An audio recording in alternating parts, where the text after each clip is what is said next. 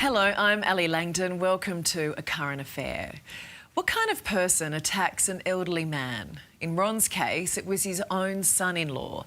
The 75-year-old bashed so badly, he almost lost an ear. The punishment was insulting, and it only gets worse. Anyway, I'm done talking to you. I would like a lawyer. He just wanted to hurt someone. Brandon also had blood on the shoes he was wearing and the watch he was wearing, so he couldn't really explain how he had blood on those items. 75-year-old Ron Barber is a victim and survivor of elder abuse. He just started to attack me, and once he knocked me to the ground in the kitchen, he was kicking me and stomping on my head. Worst of all, this wasn't a random attack. I couldn't do much except sustain a beating, which I did. Ron was beaten by his own son-in-law, Brandon Williams. We found him passed out on the floor in the office at home. Brandon was married to Ron's daughter, Renee. Due to a history of violence, there was an intervention order in place banning Brandon from getting drunk in the home they shared. In February 2024, Brandon called Renee, telling her he'd been drinking vodka. She called her dad, Ron, for help. And I said he had to pack his bags and leave, and he refused to leave.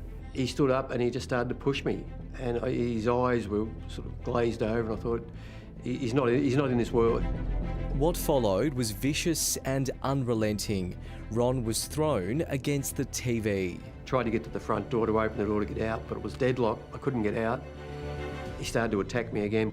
It left Ron with a shattered shoulder, broken ribs, severed tendons, and his ear almost sliced in half. It was awful seeing Ron. I don't even have words for the injury was just horrific. Like, it literally looked like his ear was partially detached, and I just can't comprehend how someone would do that to their wife's father.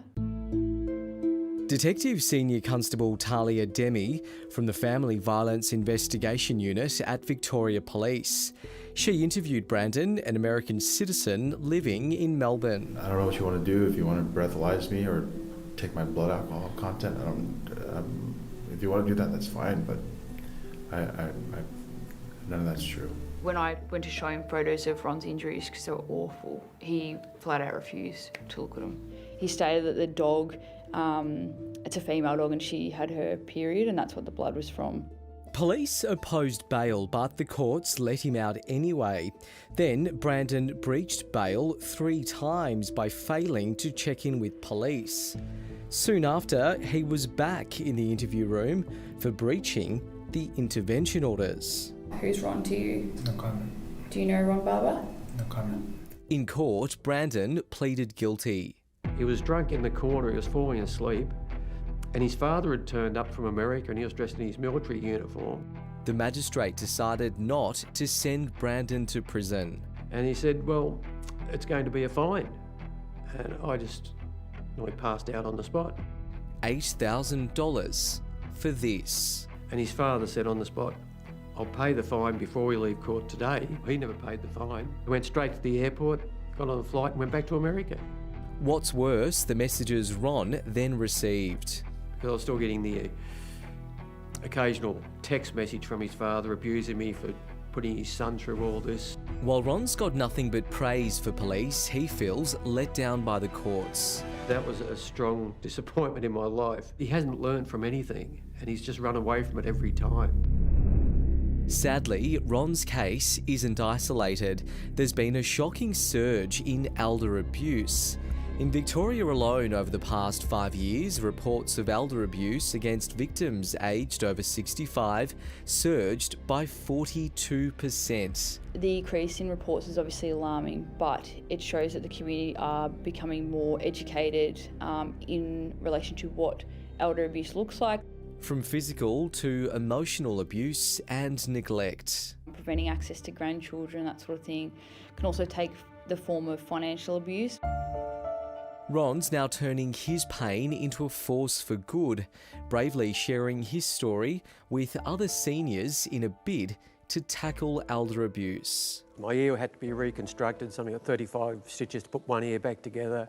Inspector Ben Davies says last year, Victoria Police became the first force in the country to partner with the aged care sector, holding forums like this, as well as visiting aged care homes. A lot of people are sadly having issues within even families, that sort of thing, and it's giving them the courage and the understanding to say, hey, this actually might not be right. Intoxication is not an excuse for family violence.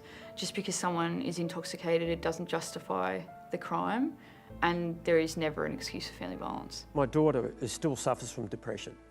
She works from home, she won't leave the house. She's 28 years old. She blames herself for my assault, but it wasn't her fault. Ron's now put his darkest days behind him. I'm proud of you. He's focused on recovery and spreading this It's message. important, you've got to speak up, you've got to talk to people. And good on you for speaking out, Ron. You are strong. And if you are someone you know is experiencing domestic or family violence, there is help. Call 1-800-RESPECT. That's 1-800-737-732.